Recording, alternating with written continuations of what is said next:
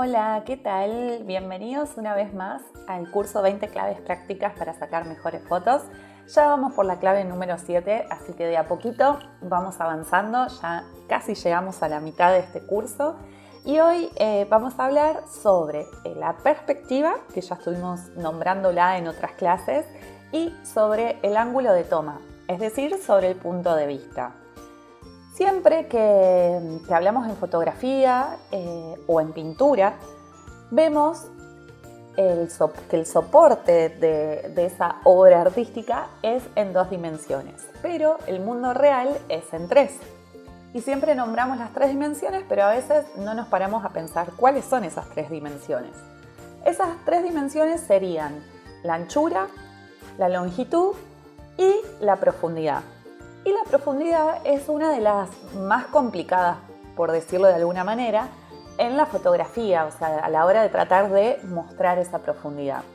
Ya en el siglo XV había pintores que teorizaron sobre estas cuestiones y se dieron cuenta que lo podían hacer a través de la perspectiva. Y la perspectiva no es más que entender la disposición de los elementos en el espacio y entender que los objetos que están más cerca los vamos a percibir más grandes y los que están más lejos los vamos a percibir más chiquitos. Es la forma que tiene nuestro cerebro de entender esos elementos que están ordenados dentro de esa pintura o fotografía para darle profundidad. Siempre muy asociado a cuando hablamos perspectiva está el tema del punto de fuga.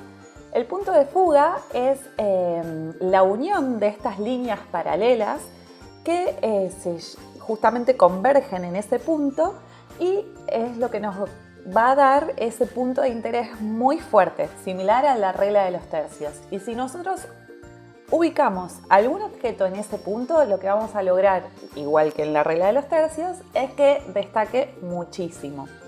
Por eso es que se dice que en teoría, porque hay un montón de fotos que están buenísimas y no son así, hay que tratar que siempre que haya un punto de fuga termine en el punto de interés. Por ejemplo, por ahí la más común es la vía del tren que se van y al final poner una persona. Ese es un buen ejemplo de lo más trillado, de la típica perspectiva. Pero también podemos lograrlo a través de una búsqueda que no sean solo pasillos o las vías, sino que moviéndonos nosotros podemos llegar a encontrar un punto de fuga, que a veces ese punto de fuga está dentro de la misma foto o fuera, es un punto imaginario que nosotros proyectamos y que se va fuera de la foto.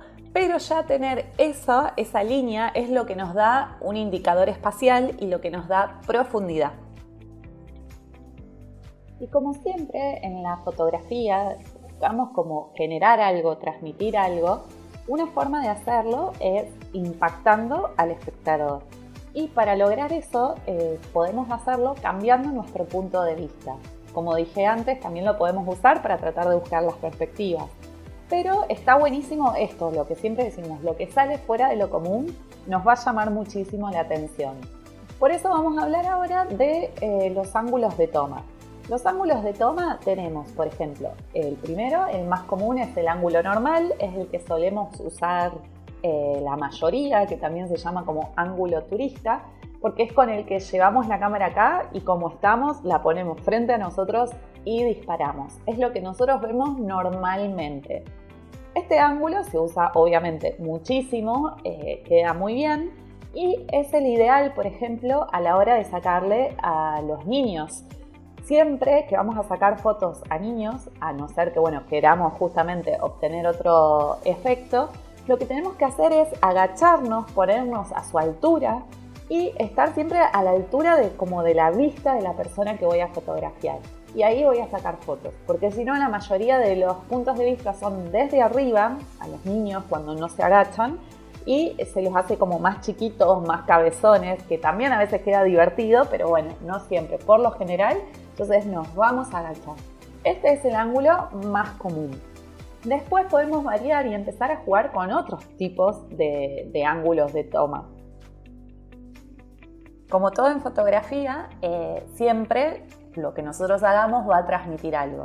En este caso el ángulo picado se lo suele relacionar bastante con la vulnerabilidad, con hacer a alguien más chiquitito. También, por ejemplo, en periodismo, por eso decimos que la fotografía no es un recorte de la realidad y no es objetiva, sino que siempre es subjetiva porque depende del fotógrafo. Muchas veces podemos ver, según el medio que publica una nota, con la fotografía por ahí nos vamos a poder dar cuenta de su postura, porque por ejemplo en una manifestación donde hay un montón de personas caminando y marchando, si el ángulo de vista es desde arriba, vamos a poder ver toda esa cantidad de gente y toda esa columna de gente marchando. Ahora, si el fotógrafo se pone a un nivel normal y saca a esas personas de frente, solo vamos a poder ver la primera fila y va a parecer que hay menos personas. Lo mismo, qué sé yo, por ejemplo en política, si yo saco a alguien desde arriba, lo puedo hacer parecer o ponerlo en una situación de inferioridad. Lo opuesto pasa cuando hacemos el ángulo de toma que usamos es el contrapicado. El contrapicado es la situación inversa. Vamos a estar nosotros con la cámara por debajo del sujeto u objeto principal. Y en este caso lo que vamos a lograr también son sensaciones opuestas. Podemos hacer que alguien sea más majestuoso, que lo veamos más grandote, o lo mismo un edificio. Como que le vamos a dar como cierta importancia porque nosotros nos estamos poniendo en un punto de vista inferior.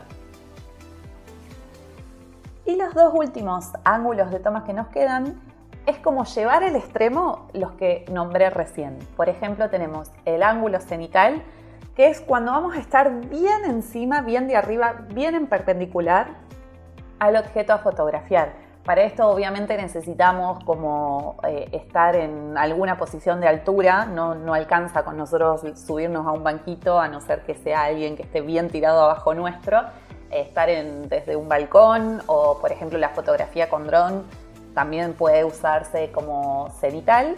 Y este tipo de ángulo está bueno porque es como una visión muy distinta, sería como ven los pájaros, a lo que nosotros estamos acostumbrados y aparte nos muestra un poco más de contexto, qué pasaba alrededor, le agrega más información a esa imagen.